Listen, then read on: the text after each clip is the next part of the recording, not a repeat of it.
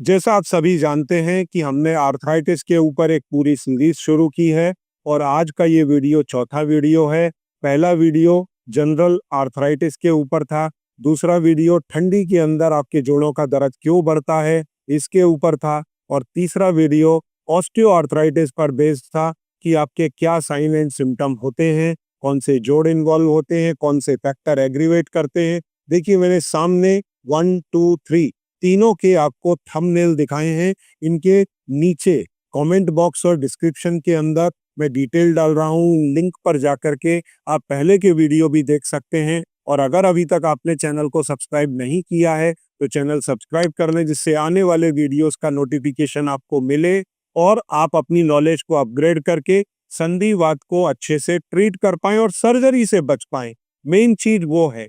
तो देखिए, हमने लास्ट वीडियो जो छोड़ा था डायग्नोसिस पर कि संधिवात की डायग्नोसिस कैसे हो। संधिवात जो है आपको डिफरेंट जोड़ों में हो सकता है, जिसकी शुरुआत अक्सर घुटने में या कमर के दर्द या गर्दन के दर्द से होती है। उसके बाद में हाथ की उंगलियों में आ सकता है, अंगूठे के जोड़ में बेस में आ सकता है या हिप में आ सकता है। तो एक्सरे से इसकी डायग्नोसिस होती है और अक्सर नी का एक्सरे जब हम लिखते हैं तो मरीज को कहते हैं स्टैंडिंग पोजीशन में एक्सरे लेना। क्यों बोलते हैं स्टैंडिंग पोजीशन में लेने से? जिससे उसकी कार्टिलेज पूरी तरह दबे। जब दबेगी तो हड्डियां पास आएंगी और जो बीच का गैप है वो काली स्ट्रिप के रूप में दिखाई देता है, हड्डी सफेद दिखती है। तो उसे गैप अगर कम हो रहा होता है तो डॉक्टर बोलता है काली स्ट्रिप पतली पड़ गई है, इसका मतलब आपके घुटने का गैप कम हो गया है, हड्डियां हड्डियां दिखाई दे रही हैं, फिर हड्डी भी बढ़ जाती है। तो उसे देख करके डॉक्टर बताते हैं कि आपको संधिवात की शिकायत है, गैप पहले जैसा नहीं रह गया है और आपके घुटने का ग्रीस भी पहले जैसा नहीं है, क्योंकि वो आप कंप्लेंट करते हैं, दर्द होता है, चाऊ चू की आवाज आती है, जैसे दरवाजा खड़खुड़ करता है ना, उसमें ग्रीसिंग कम हो जाती है, उसी तरह से। तो इस पे आपकी डायग्नोसिस बनती है। कई बार लोग इसके लिए एमआरआई कराने पहुंच जाते हैं, जबकि एमआरआई का संधिवात की डायग्नोसिस के लिए खास तौर से घुटने के लिए जरूरत नहीं है। एमआरआई का इंपॉर्टेंस आपके कमर और गर्दन के अंदर बहुत अधिक है, क्योंकि उसमें साथ में ये भी मालूम पड़ता है कि नर्व कंप्रेशन तो नहीं है। तो एमआरआई वही लोग कराएं जिनको गर्दन के और बैक के पेन है, परंतु जिनको घुटने का दर्द है वो खास तौर से एक्सरे कराएं। तो एक्सरे में दो चीज क्लियर हो जाती है, एक तो आपकी कार्टिलेज की मोटाई कितनी है और दूसरा आपके घुटनों का अलाइनमेंट क्या है, कहीं उसमें बोई डिफॉर्मिटी या नॉकनी डिफॉर्मिटी, ऐसी नॉकनी डिफॉर्मिटी तो नहीं है। क्योंकि ये अगर होगी तो और एग्रीवेट होगा ऑस्टियोआर्थराइटिस और आप सर्जरी की तरफ तेजी से जाएंगे। तो इस चीज का मेन डायग्नोसिस एक्सरे से होता है।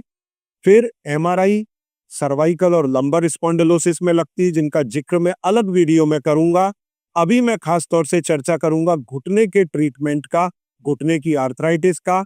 हाथ की आर्थराइटिस, ऑस्टियोआर्थराइटिस के लिए भी मैं एक अलग से वीडियो बनाने वाला हूं और गर्दन और कमर की आर्थराइटिस, जिसको हम बोलते हैं सर्वाइकल और लंबर स्पॉन्डिलोसिस, उसका अलग बनाऊंगा।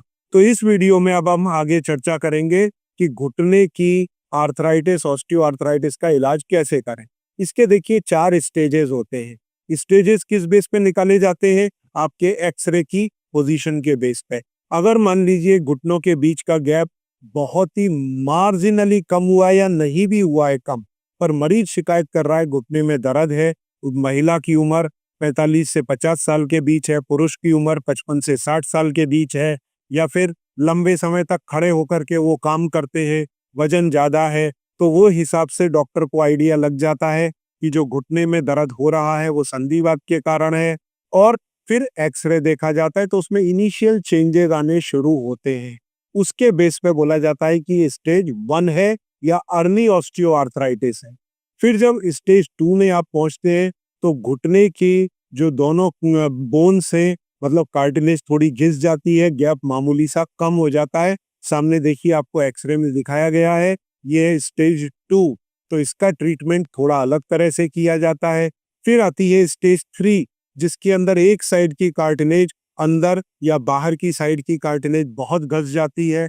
अब ये स्थिति आते आते आपको या तो बोलैक या फिर नॉकनी, इसकी समस्या आने लगती है, जैसा आप सामने फोटो के अंदर देख पा रहे हैं।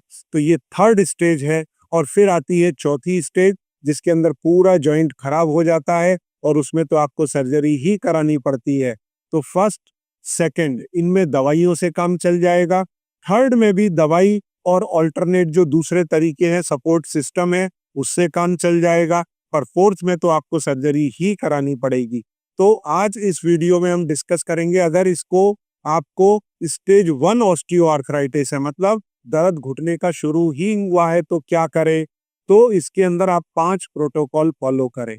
पहला, अगर आपका वजन ज्यादा है तो वजन घटाएं।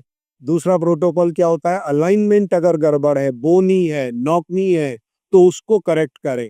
तो इतनी अर्ली स्टेज में तो नॉकनी की समस्या होगी ही नहीं, पर हाँ, अगर बचपन से आपको नौकनी की समस्या है तो वो स्थिति दिखाई दे सकती है। तो ऐसे में पहले क्या करें, अपना वेट लॉस करें अगर वजन ज्यादा है तो। दूसरा, अलाइनमेंट आपका करेक्ट रहता है इस स्टेज में, स्टेज 1 में। फिर तीसरा, आपके घुटनों के अंदर आपको ओवर यूज अपने जोड़ों का नहीं करना है और नॉन वेट बेयरिंग एक्सरसाइजेस करनी है।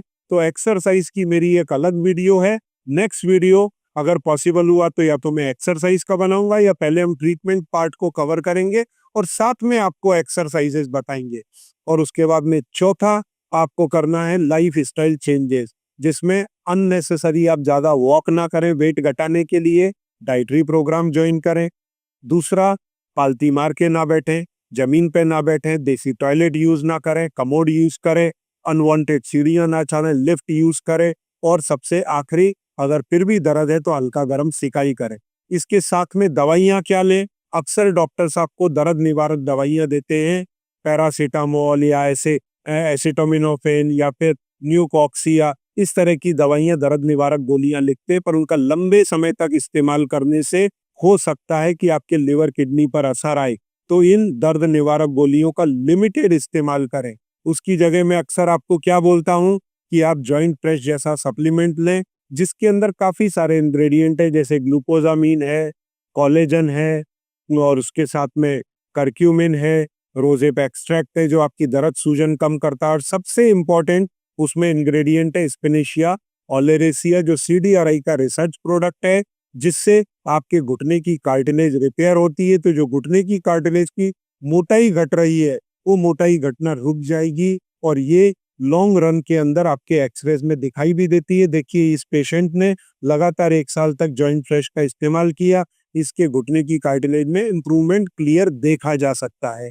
इसके साथ में दर्द को, सूजन को कम करने के लिए 4 स्टेप टैबलेट लें, तो एक तरफ आपका दर्द सूजन कम होगा, दूसरी तरफ आपके कार्टिलेज का डीजेनरेशन रुकेगा, तो आप आगे इसका प्रोग्रेशन रोक पाएंगे, स्टेज 2 स्टेज 3 में जाने से बचेंगे। पर सबसे बड़ी बात का ध्यान रखना कि आपको ऑस्टियोआर्थराइटिस हो क्यों रहा है, आपकी उम्र के कारण, डीजेनरेशन के कारण। तो इन दवाइयों से आप अपनी बीमारियों के प्रोग्रेशन को रोक सकते हैं, पर जीवन भर के लिए खत्म नहीं कर सकते। तो जब आप इन दवाइयों को बंद कर देंगे, फिर प्रोग्रेशन शुरू हो जाएगा। तो जॉइंट फ्रेश जैसी टैबलेट या ऑन्टोस जैसी टैबलेट आपको लंबे समय तक चालू रखनी पड़ेगी। स्टेज 1 में जैसे ही आपके साइन सिम्टम, दर्द सूजन चला जाता है, सूजन तो वैसे भी नहीं होती, दर्द होता है, तो वो जब क्लियर हो जाता है तो 4 स्टेप बंद हो जाएगी। फिर जॉइंट फ्रेश या ऑन्टोस का आप लगातार सेवन करें, अपना वेट कंट्रोल करें, अलाइनमेंट आपका पहले से करेक्ट है, एक्सरसाइज करें, प्रोटोकॉल लाइफ स्टाइल चेंजेस के प्रोटोकॉल फॉलो करें, कभी दर्द आता है तो सिकाई करें, कभी ज्यादा दर्द होता है तो दर्द की गोली, दर्द निवारक गोली जैसे जीरोडॉल, पैरासीटामोल, इनका इस्तेमाल करें। तो इसके साथ में ट्रीटमेंट का पार्ट हमने शुरू किया है। अब अगले वीडियो में हम ये समझेंगे कि स्टेज 2 और 3 में अगर आपका पैर है, घुटना है, तो हमको क्या ट्रीटमेंट करना चाहिए। तो स्टेज 2 और 3 का ट्रीटमेंट हम समझेंगे, और स्टेज 4 में तो आपको सीधा सर्जरी ही कराना होता है। फिर इसके बाद में हम दूसरी आर्थराइटिस, ऑस्टियोआर्थराइटिस पे चर्चा करेंगे, जैसे हाथों के अंदर अगर संधिवात हुआ, कमर में और आपके गर्दन में अगर संधिवात हुआ, तो उस स्थिति में क्या करने का, या हिप में हुआ तो क्या करने का। तो उन चीजों पर फिर हम चर्चा करेंगे आने वाले वीडियोस में।